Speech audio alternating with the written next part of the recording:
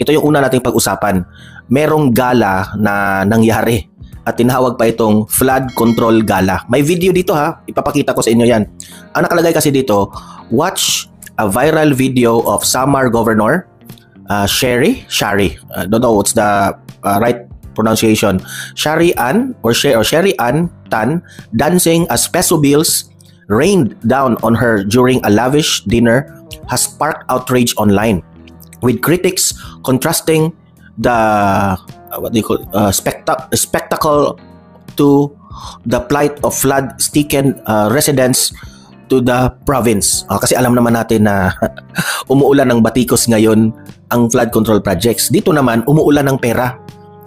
Parang nagsasayawan sila while yung pera binabato sa kanila. And para sa akin, hindi ito magandang tingnan ngayon sa taong bayan. Kasi naghihirap na nga ang taong bayan, naghihirap na nga ang mga Pilipino, tapos makikita mo ngayon itong mga government officials natin nagbatuhan lang ng pera. So, parang ano siya, parang ano tawag dyan? Parang insulto sa atin eh. Di ba?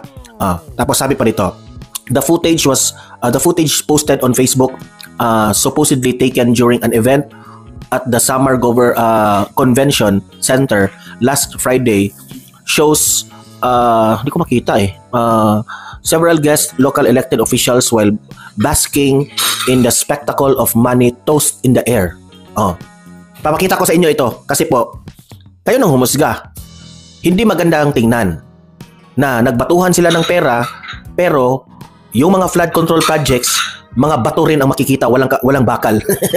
Ito, ipapakita ko sa inyo ha. Ito. Play natin. Ayan, play. Help me po muna na i-like at saka i-share itong video na ito ha para kakalat ito sa taong bayan. Okay, mahalaga like and share. Okay, ready? Sabay-sabay mo tayong mag-like and share. 1, 2, 3, go. Ayan, naka-like and share na ba? And sa mga bago pa lang dito sa aking channel sa Donmar TV, mag-subscribe na po kayo kung first time nyo itong napanood, no? Para lagi kayong updated sa ating mga balita. Unahin muna natin itong ito kay Abante. Unahin muna natin itong video na ito. Ito yung sabi ni Abante. Pumalag siya dito kay Mayor Magalong. Pumalag siya dahil bakit raw itong si Mayor Magalong parang ang mga kongresista lamang po ang kanyang idinidiin dito sa flood control projects. Okay, ito. Ewan ko nga bakit siya, kung ikaw Congressman Abante, kung malinis ka, wala kang ginawang masama, bakit ka magre-react dyan? 'Di ba? Huwag kang mag-react kung malinis ka para ito sa mga kasamahan mo na nangungurakot sa pera ng taong bayan. So, di ko nga alam bakit mo ipinagtanggol yung mga sangkot dyan. Obvious naman. Kung maalala mo yung sinabi ni Greco Bellica, sabi niya, hindi naman dapat mga contractors ang ididiin natin dito. Hindi naman yung DPWH, hindi naman yung mga district engineers at yung taga-COA. Ang dapat idiin dito at talagang iimbestigahan natin itong mga kongresista. Hindi ako nagsabi niya na si Greco Bellica. Why? Because itong mga kongresista na ito, sila yung nagko-control daw dito sa pera na ito, itong budget na ito. Sila na nagko-control. Sila na ang maalam kung magkano ibigay nila sa district engineers, magkano ibigay nila sa kasabwat nila sa COA, sa DPWH at sa contractors. Sila ang nakaalam. Pero ang nangyari, nagmamalinis pa itong mga kongresista na ito. 'Di ba? So, bakit ka, di ko maintindihan bakit ka magre-react dito, Congressman Abante. Ako naniniwala akong malinis ka, Abante. Pero nagtatanong lang ako bakit nagre-react ka. Anong dapat mong i-react? Ito, panoorin natin.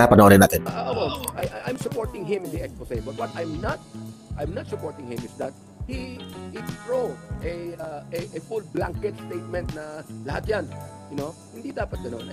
Pati kami na mga mahuhusay nadadamay diyan. So, sabi ko, bakit? Ano sabi niya? Kaming mga mahuhusay, damay kami diyan. Bakit ka madadamay? Mahusay ka pala eh. Malinis ka pala eh, Abante. Bakit ka madadamay? Kung malinis ang konsensya mo na hindi ka nangungurakot sa gobyerno, wala kang dapat alalahanin. Wala kang dapat ikatakot.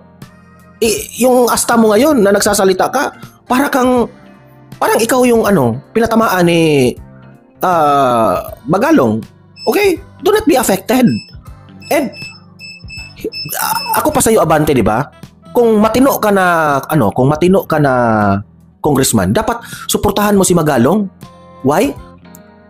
Ang dating kasi dito sa nakikita ko sa iyo, parang kinakampihan mo ang mga kasamahan mo sa House of Representatives, sa kongresista. Parang ganoon eh. Ano ba ang dapat kampihan natin, Mayor Magalong? Yung taong bayan na hirap o itong mga kongresista na mga kasamahan mo na mga mayayaman na? Di ba, try to think of it, Mayor Magalong. Choose, magpili ka. Are you serving for the Filipino people or are you serving for your mga kasamahan dyan sa mga sa kongreso? Di ba? Yes, malinis ka, wala kang ginawang korupsyon. Okay, mananiniwala kami dyan. Pero ngayon, ito sana ang tamang panahon na ipakita mo sa taong bayan na kampihan mo sila. Hindi po tama yung nagagalit ka kay Magalong na ang layunin ni Magalong ay solusyon. Isiwalat natin ang mga pangalan ng mga corrupt officials. Ito yung mga ginagawa. Karapatan yan ng mamamayang Pilipino malalaman ang mga kabulastugan na ginagawa ng mga kasamahan mo. Tapos ngayon, sasabihin mo, nadadamay ka. Kung nadadamay ka, bahala ka na kung nadadamay ka. Ang importante dito, we give justice to the Filipino people. Kung nadadamay ka, ipagtanggol mo ang sarili mo. At kung malinis ang ginagawa mo at wala kang kinurakot sa gobyerno, edi, for sure, hindi ka, you are safe already. Hindi ka makasuhan. Diba? Pero, wag naman sanang kampihan mo yung mga kasamahan mo dyan. Abante. Ikaw yung tatanungin ko, ano ba dapat sabihin ni Mayor Magalong dito? Anong dapat sabihin niya? Mga government officials lang. Na obvious naman na nandyan po sa House of Representatives nanggaling ang budget ng pera. Ika nga, sabi ni VP Sara, si Zaldico at itong si Martin Romualdez ang nagkontrol ng pera ng bayan. O ngayon, sino ang natin tatanungin to question how the money goes around these congressmen? Magtatanong tayo. Wala kang dapat ikatakot dyan. Bakit Congress lang? Corruption is not only in Congress, corruption is all over. I do not know why he's doing it. That's the reason why. Actually, tama ka dito, Abante, na bakit Kongreso lang ang idinidiin ngayon na meron namang mga mayors, actually, yung flood issue kasi ito ng flood control projects, mga ghost projects. Nasa Kongreso kasi, Congressman Abante, nasa Kongreso kasi yung mga malaking projects na ginagawa. So syempre, congressman ang uunahin natin. Pupunta rin tayo dyan sa mga small fish, mga mayors, mga governors. Pupunta rin tayo dyan. Pero kayo yung uunahin natin kasi ang sobrang laki po itong bilyones na flood control projects. Umabot nga ng trilyon eh.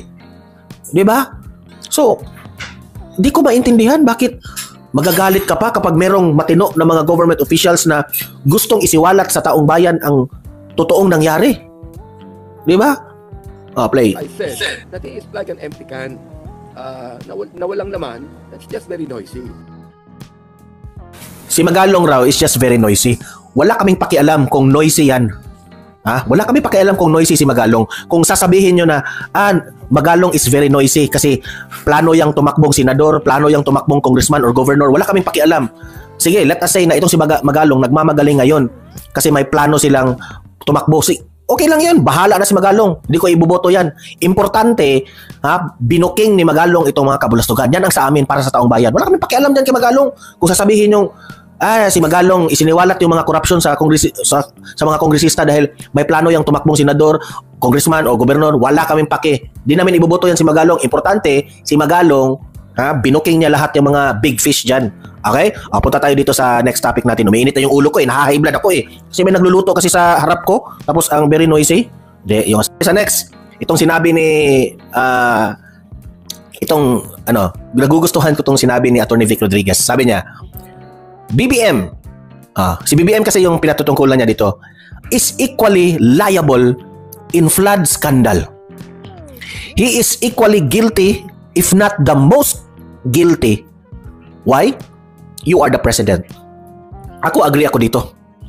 Na itong mga flood control projects na ito, napalpak. Ayon kay Atty. Vic Rodriguez, ikaw ang dapat